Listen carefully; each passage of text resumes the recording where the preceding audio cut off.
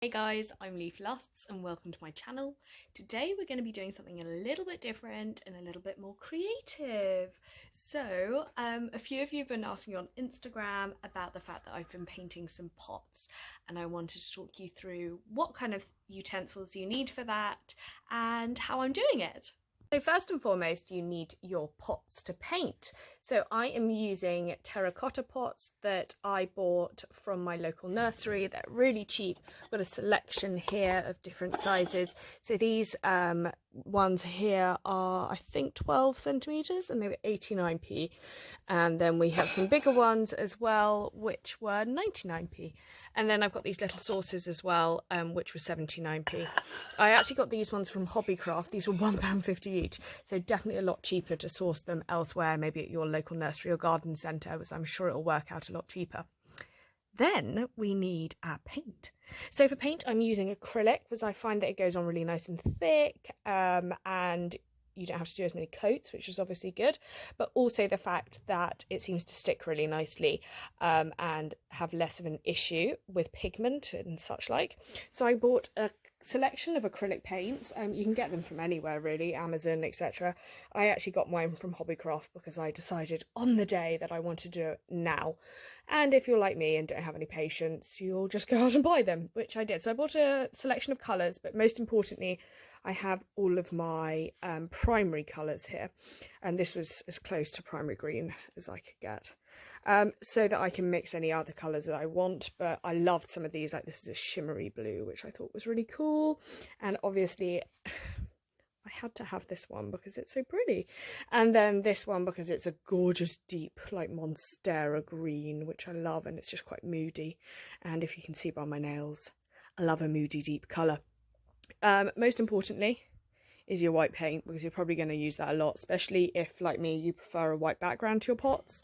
You're probably going to use quite a lot of this, so I got quite a big one, so they're quite handy for mixing up colours as well.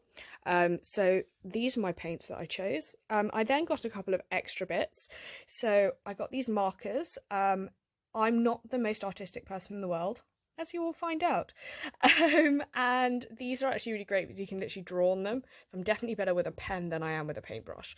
So these are acrylic markers. Again, I got these from Hobbycraft. I wanted something gold. They didn't have a huge amount of gold paint available that wasn't crazily expensive, so this gold little pen is a great way to add some accents to it. I got this, so you do need to coat your pots afterwards, because otherwise they are not going to be waterproof. So I got some of this to spray in and out. Don't do what I did and spray it in an enclosed room. Don't recommend it. You will feel quite high afterwards. So make sure you're doing that either outside in a really well ventilated space.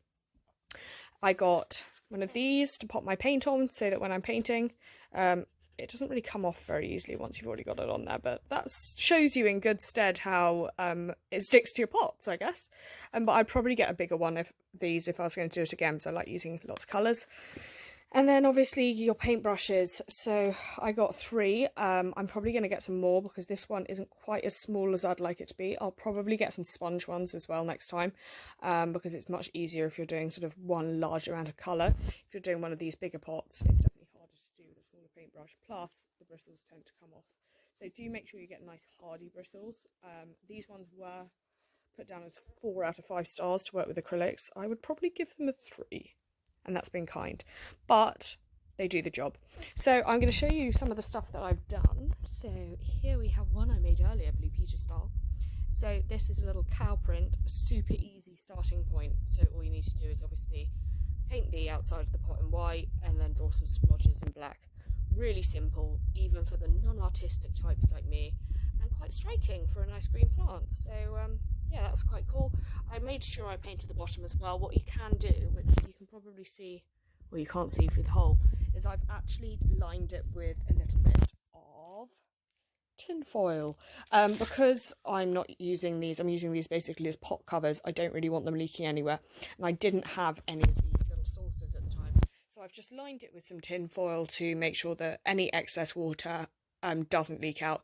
Usually I'm quite good at not overwatering my plants so that there's drip through, but just in case, a little bit of tin foil at the bottom, just as a bit of a safety mechanism. Here's another one, a little bit less artistic, this one, got a bit cross with the splodges, as you can see. But again, you can do all kinds of fun things with them. You can really let your creativity out, and it's a super relaxing activity. So I highly recommend you guys do something like this. It's a really good way of updating your pot collection without spending the earth. Once you've bought all your paints and bits, the pots themselves are so cheap, and it ends up actually, you easily make your money back very, very quickly, especially if you're like me and have a bit of an addiction to buying new pots. Here's a handy list of bits that you'll need to get started. Don't forget to subscribe, guys!